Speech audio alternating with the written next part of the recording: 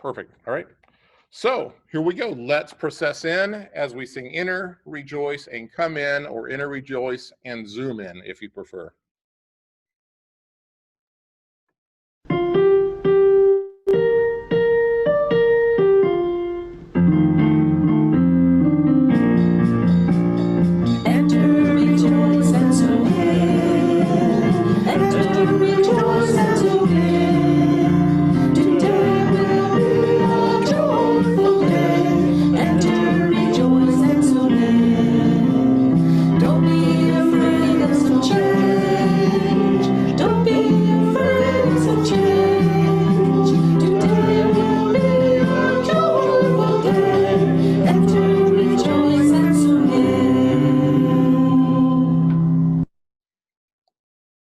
Thank you. Dennis, go ahead.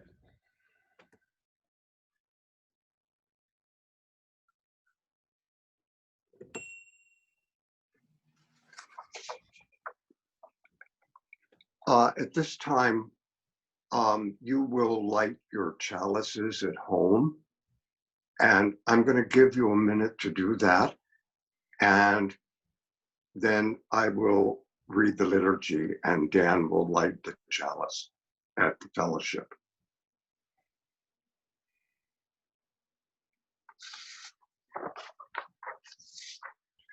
Love is the spirit of this fellowship, and service is its law. This is our aspiration to dwell together in peace, to seek truth and love, and to help one another.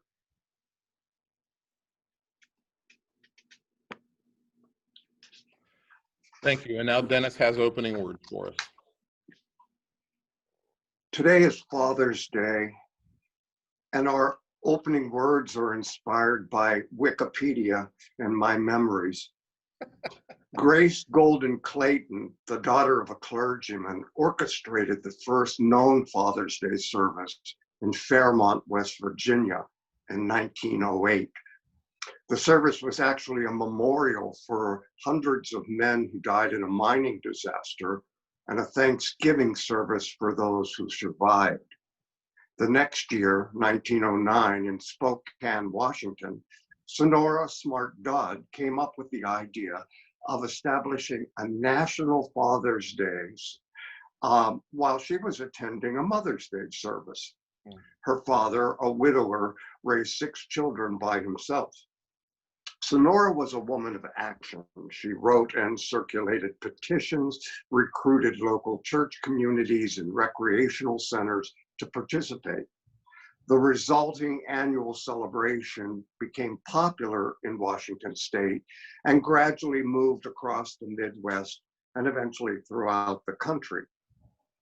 Father's Day didn't become a national holiday until 1972. In comparison, Mother's Day became an official holiday in 1914.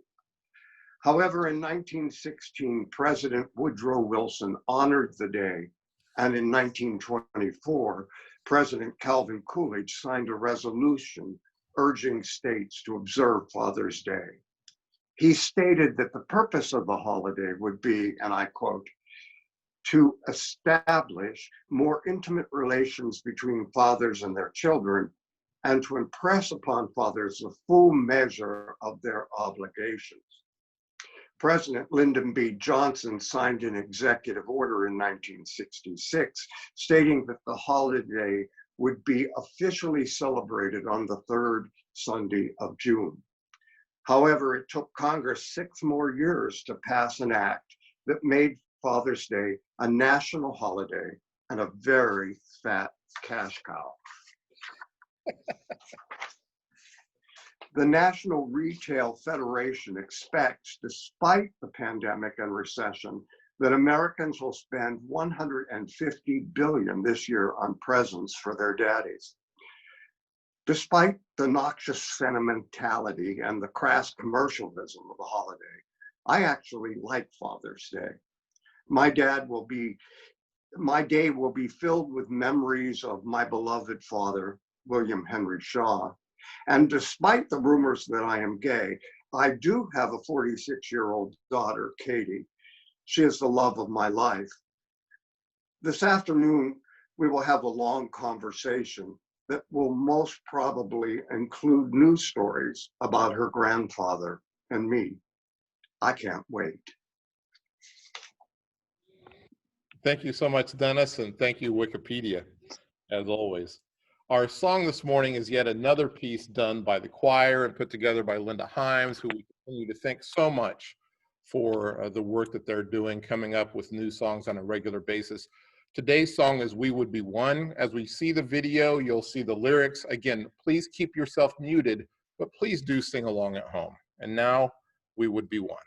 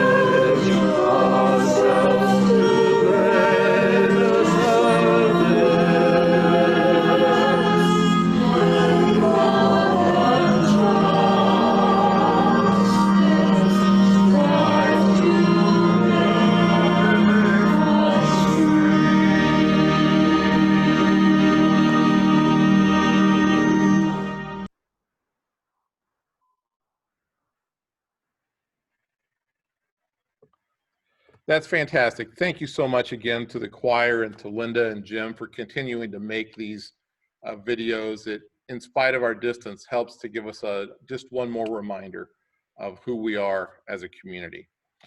Speaking of our community, we continue each week to share a member spotlight so that we can get to know some of our folks a little bit better. Today, our spotlight is Helen Solkowski, who is a member of the board and leads some of our other activities, including our Buddhist meditation group. So Helen, we'll spotlight you and you can tell us a little bit about your life journey so we can learn.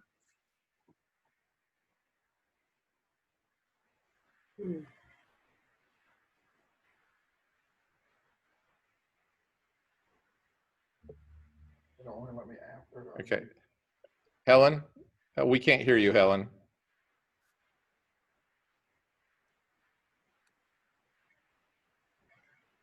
Okay. There we go. All right. Can you start over, please? We don't want to miss a thing. Good morning, everyone. As Dan said, I'm Helen Sikowski. I've served this fellowship as a member of the board. I facilitate the meditation group. I've Uh, also am in the social justice group and in the caring and hospitality group. And I was a member of the search for a new minister back in June 2019. I'm also a greeter occasionally. I was born in Johnsburg, New York, and you say, where is that? Well, it's a little hick town in the Adirondacks. It's near Lake George. If you can recognize it by telling you that. I'm an only, excuse me, I'm an only child. My mother was a teacher, my father a carpenter. I majored in business and I worked for the state of New York for 30 years, most of that time in telecommunications. I am married, I have a son, and his name is Mark. I have a daughter, Lori. Most of you know her because she does come here. I have 4 grandchildren that are growing up way too fast. I've lived in Albany, New York, and surrounding locations for most of my adult life, moved to Port Charlotte, Florida. I came to the Unitarian Church 6 years ago because I was looking for a spiritual home and to be involved with a kind and loving community. What I love most about the UU is the compassion and caring that is shown here. Now you know a little about me, so namaste to you all. Thank you. Thank you, Dan. Namaste. Thank you so much, Helen, for sharing. I'm getting a lot of comments from people who really enjoy that we're doing this each week. So it's great to learn about Helen, and we'll continue to spotlight someone in the coming weeks as well. Now we come to the time where we invite you to write items that you might like to share for the Book of Life in the chat. These can be concerns, can be family issues, can be joys, something fun that you'd like to share. Whatever it is that you'd like to share with us. We have an instrumental that we'll play. And during the time of that instrumental, we invite you to write those items for the Book of Life in the chat. And then when that instrumental is over, we'll go into a moment of silence. So please don't write anymore after the instrumental is done. So at this time, we'll share the song, and you can write items in the Book of Life while the song is playing.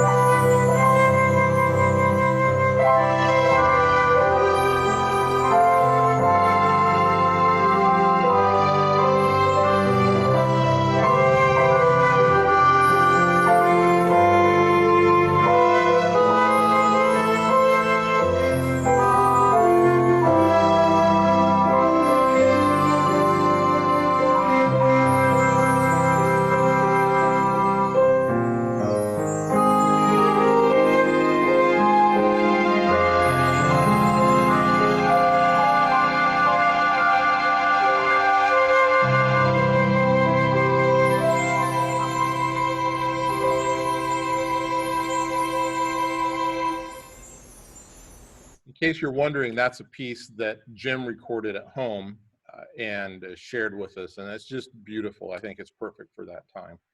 At this time, we would like to enter into a moment of silence. For many of us, including myself, it's sometimes the only minute of silence that I take time intentionally to observe during the week. But it's at least a minute that we can share to think about what's happened to us over the past week, the highs and the lows, the challenges, the relationships, and all the issues that come our way. So as we have a moment of silence, I encourage you to consider that which has gone on in your life. And after exactly a minute or so, then we'll share Spirit of Life again that we encourage you to sing at home as you keep yourself muted. So let's have a moment of silence at this time.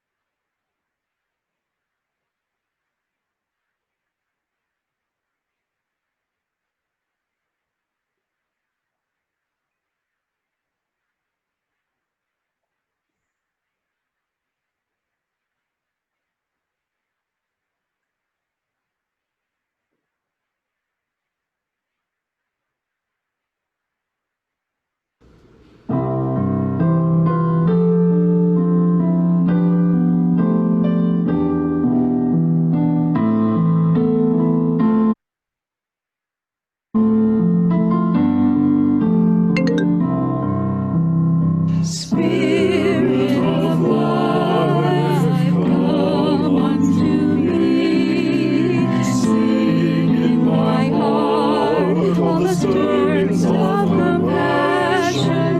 Blow in the wind, rise in the sea. Move in the hand, giving life the shape of justice.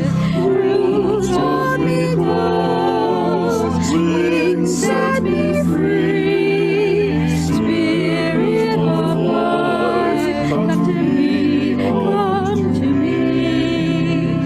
Spirit of life, come unto me. Sing in my heart all the stirrings of compassion. Blow in the wind, rise in the sea. Move in the hand, giving life the shape of justice. Roots hold me close, wings set me free. Spirit of life, come to me, come to me.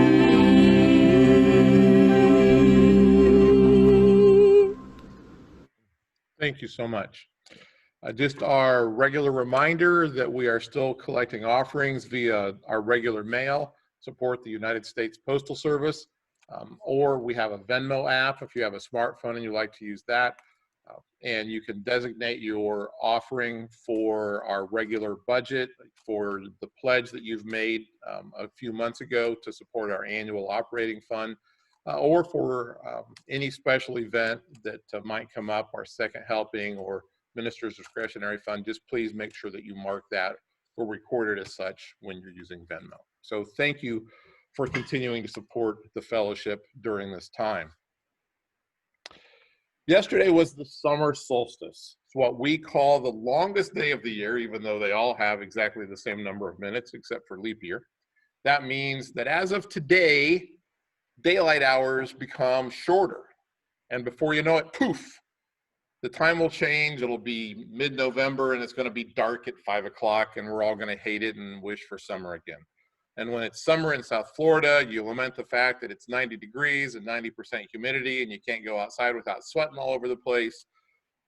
Just enjoy the sun while you can. We know that the sunshine helps us to feel healthy, helps us to be well, makes us smile, and the warmth gives our skin that really nice glow that helps us to feel and to look healthy as well.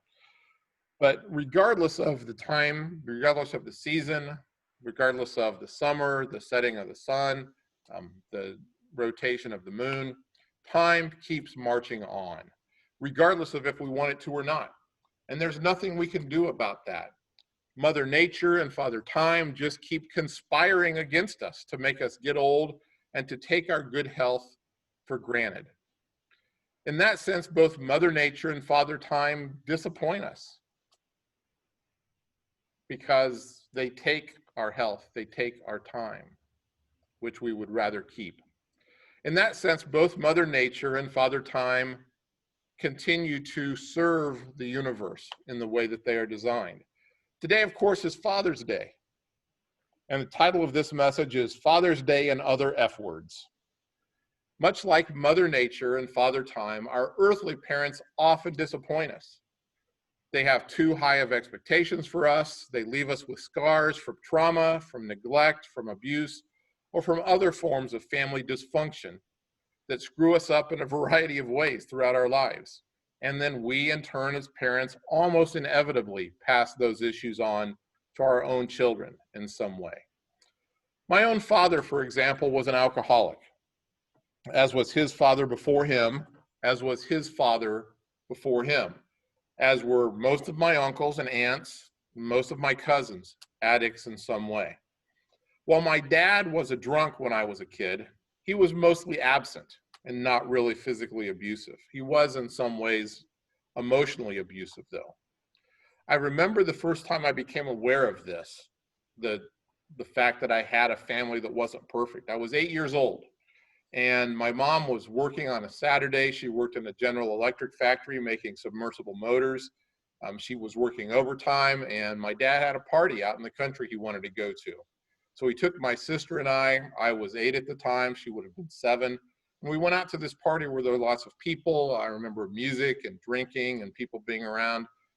And I remember my dad spending a lot of time paying attention to this redhead that he was with.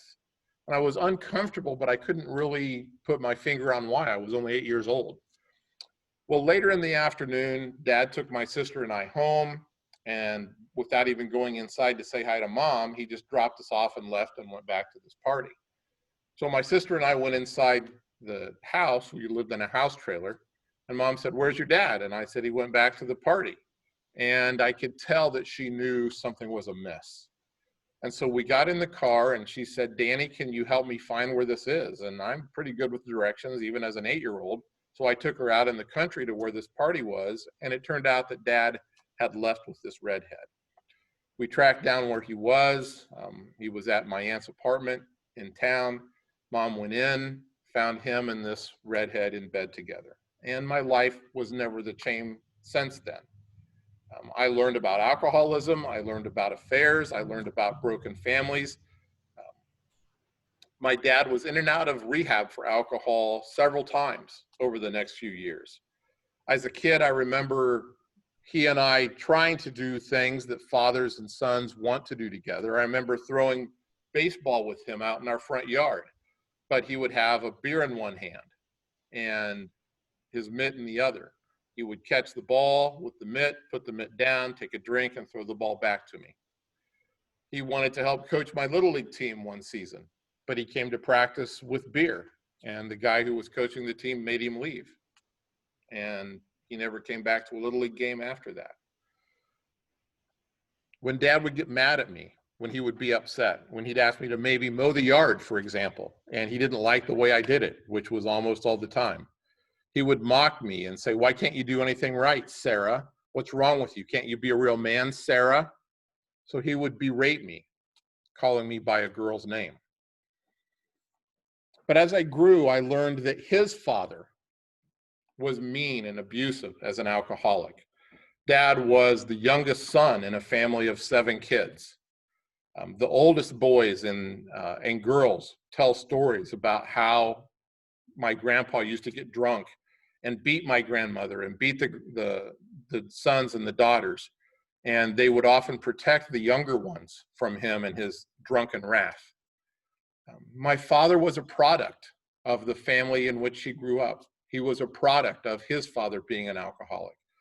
My great-grandfather was an alcoholic and was terribly physically abusive to my grandfather.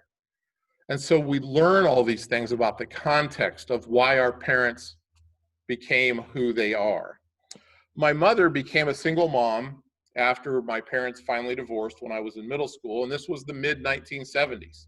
She took full advantage of the time. She took full advantage of her newfound freedom, the fact that her kids were teenagers and could take care of themselves, to have a fun-filled party life for a few years, living out the youth that she never really had because she was married right out of high school. And I was born just a year or so later. My younger sister and I were often left to fend for ourselves. We would come home to an empty house. We would get our own supper. We would play outside, do our homework or whatever. My mom would go off to discos or to parties with friends. And she became emotionally distant. Her parents, my grandparents on that side, were emotionally distant. They didn't really like to hug. They didn't like to kiss. They didn't like to talk about emotions. Certainly, they were raised in a different time, a much more challenging time than what I experienced. They lived through the Great Depression. And that's just how it was in that family. Early in my first marriage, I learned just how bad our family dysfunction was after my dad, who had then been sober for about 10 years and very active in AA meetings, speaking at different meetings, talking about temperance at churches in the area. He fell off the wagon after 10 years of sobriety, and he went hard drunk for a full year. During that time, I decided that I needed to figure out what was going on. How could I make sure I didn't fall into that same trap? So I began therapy. I began learning about dysfunctional families. I read books. I watched videos. I began learning about an idea called being an adult child of an alcoholic and what that meant for me, for my life, for my disposition, for my personality, for my ability to have healthy relationships, and for my ability to be a good parent. Fast forward a bit to 2012, when my marriage fell apart. And that eventually led to a divorce. I had been the family hero.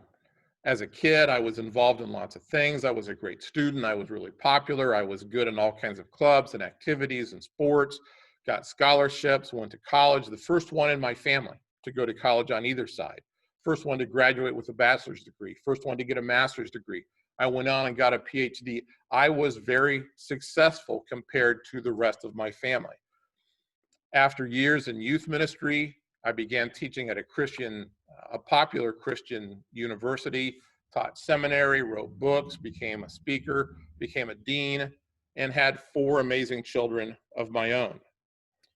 But when my first marriage fell apart and the divorce happened, I lost my career because as a divorced person in conservative evangelical Christianity, you don't get to be a leader at that time. I needed my parents to be there for me. Instead of support, though, I found judgment, unsolicited advice, and silence. I was 50 years old and felt incredibly alone, going through the grief of losing a 28-year marriage, of losing a career, of not knowing what the future was, of my relationship with my own parents and my own children. But my parents couldn't provide me with what I wanted as a 50-year-old man. They couldn't provide me with the emotional support. They just wanted to give me advice. They wanted to tell me what to do and what not to do. It occurred to me that it was just not fair or not healthy for me to expect my parents, or anyone really, to provide for me in a way that they never learned to provide for themselves or for us when we were kids. And they never learned that skill from their own parents because of their own family of upbringing. My expectations were simply way too high. I suspect that most of you can relate to that in some way. We expect the people around us to hold us, to nurture us, to encourage us, to help us, to understand us, and so much more, when in fact, most people are incapable of meeting those lofty expectations because of their own histories and their own backgrounds. And by the way, now that my own kids range in age from 32 to 22, I realize that I cannot be all they want me to be as their father. And I have to live with that. Today, I'm here to say to you and to myself, that's okay. By 6:30 this morning, I had received text messages from 2 of our 6 kids wishing me a happy Father's Day. One even included a gift.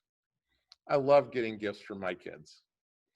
I expect to hear from at least one of the others yet today, but I may not hear from the other 2. And that's okay. I'd love to hear from them, absolutely. And maybe I will. And I will certainly call my own dad by the end of the day and have a chat with him and see how he's doing. I understand that my stepmom broke her foot this week and heard about that second or third hand. So I need to check to see how she's doing. I do not, though, expect my children's lives as adults to revolve around me. They have their own lives, their own careers, their own friends that occupy their times, that occupy their minds. They live far away. I have a son in Fort Lauderdale, a daughter and son-in-law in Atlanta, a son and daughter-in-law near Nashville, a daughter in Ohio, another daughter in Ohio, another son in Indiana, soon to go to Wisconsin for graduate school. They're spread all over the place. We don't see each other very often, and certainly we don't get together as a whole family very often.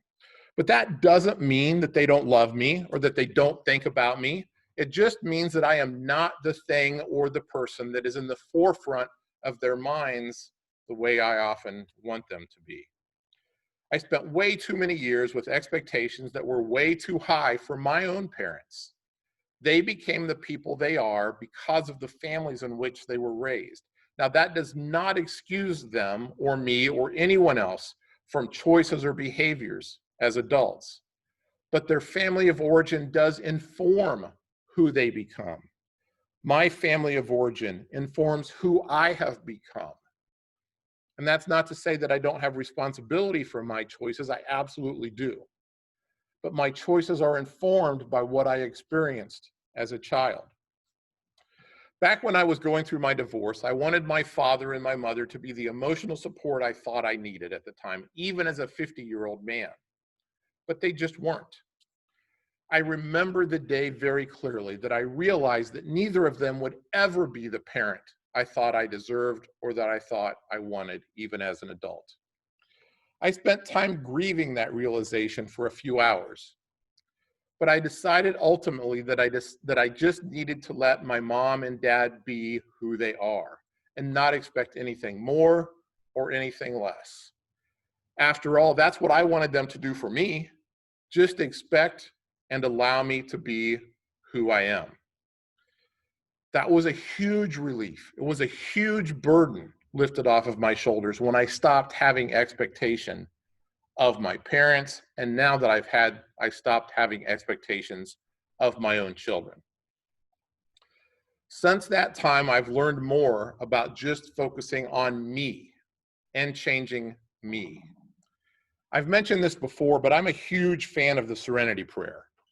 Grant me the serenity to accept the things I cannot change, courage to change the things I can, and wisdom to know the difference.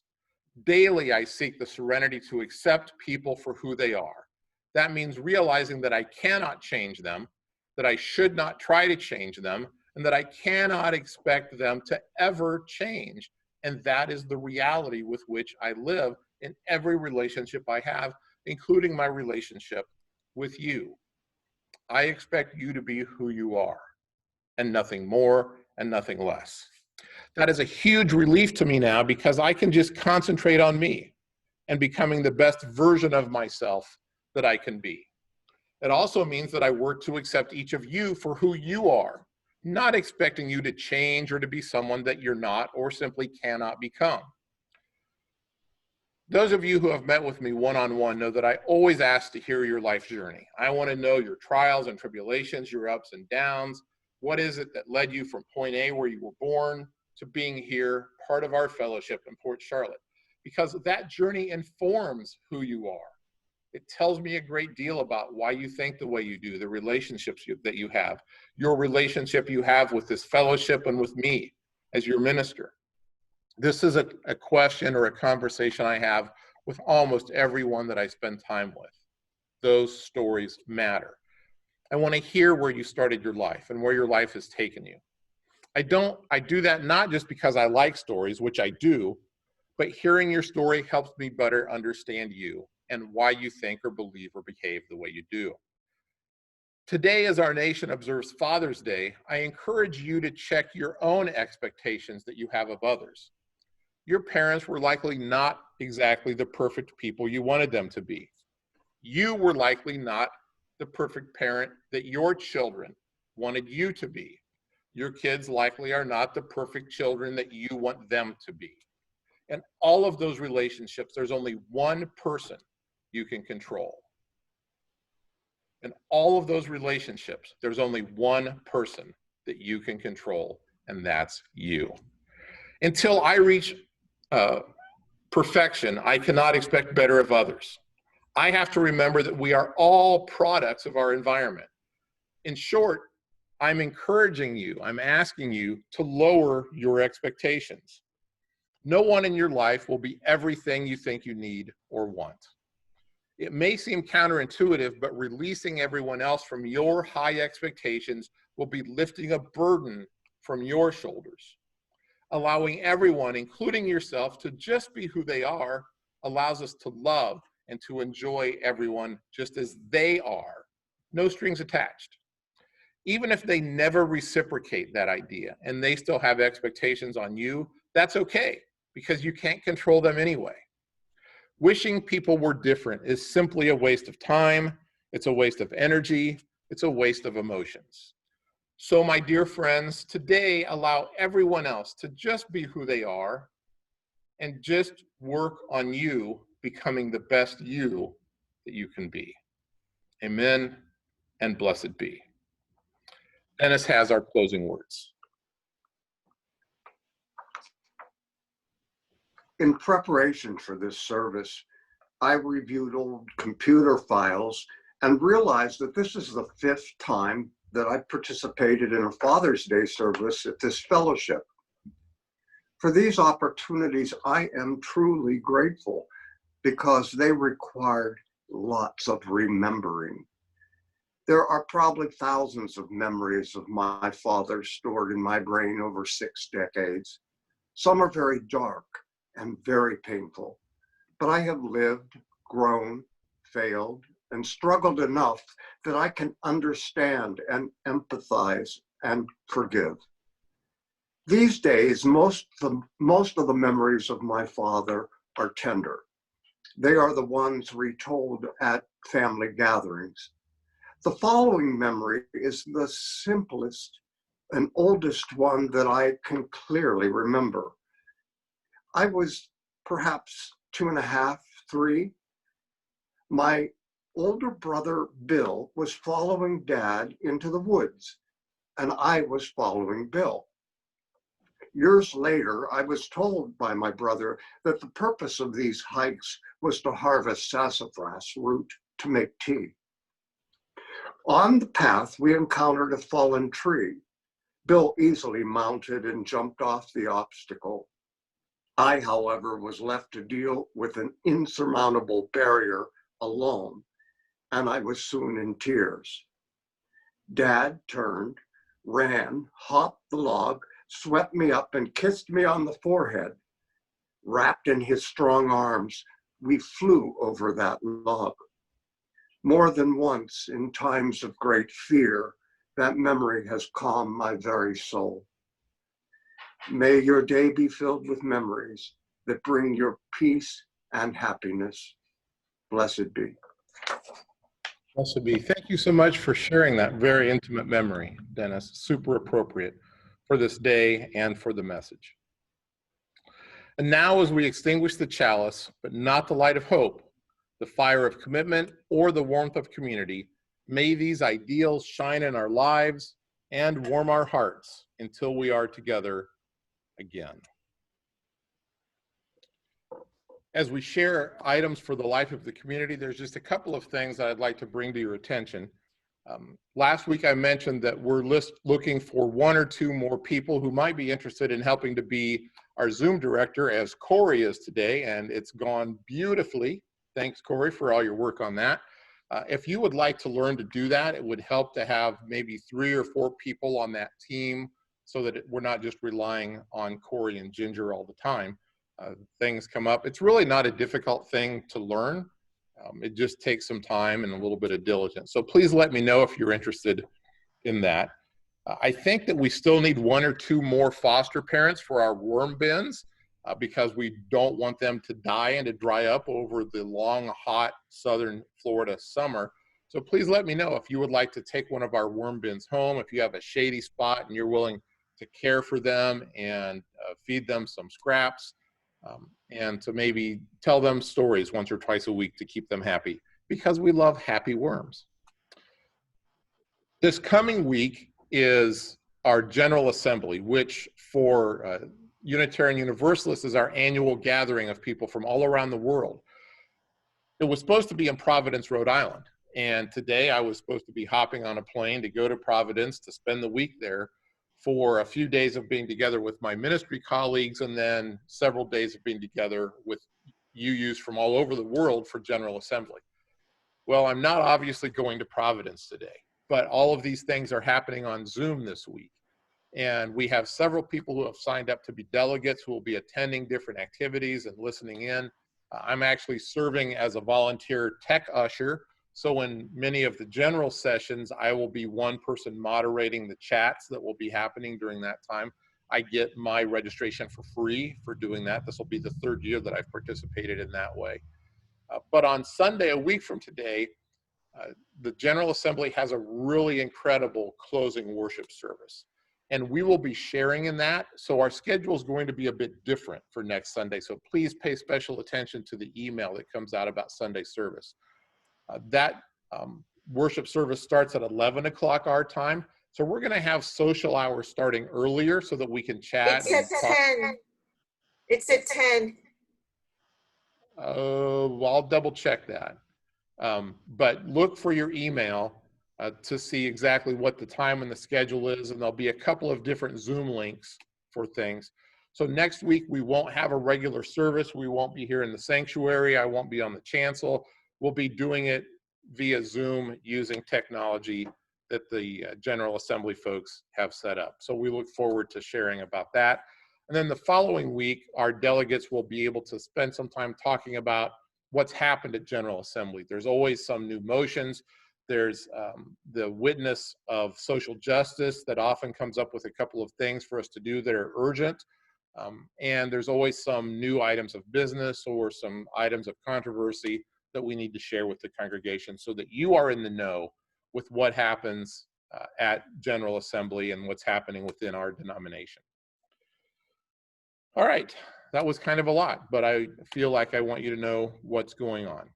So now as we close the service, let's sing together Go Now in Peace. Again, please keep yourself muted, but please stay at home, please sing along at home.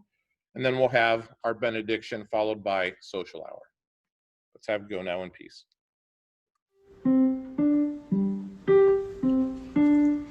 Go now in peace, go now in peace. Let the Spirit of God surround you everywhere, everywhere you may go.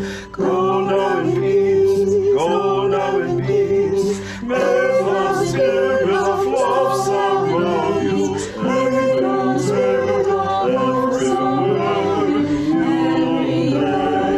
everywhere you may go. And now I remind you again, as always, to be a blessing to all those that you meet this week as you're out and about during this time of coronavirus and paying special attention to physical distance and wearing masks. The people who are working at the stores and the restaurants you may be going to are working extra hard to keep themselves safe and their families safe. So please be an extra blessing to them. Be a blessing to those that you're sharing a home with because you have to spend more time together, but also be a blessing to yourself. Give yourself some grace, lower your own expectations for your own perfection. Thank you for being here. We'll see you next week as we gather together for social hour and then enjoy some time with General Assembly. And now we can have social hour.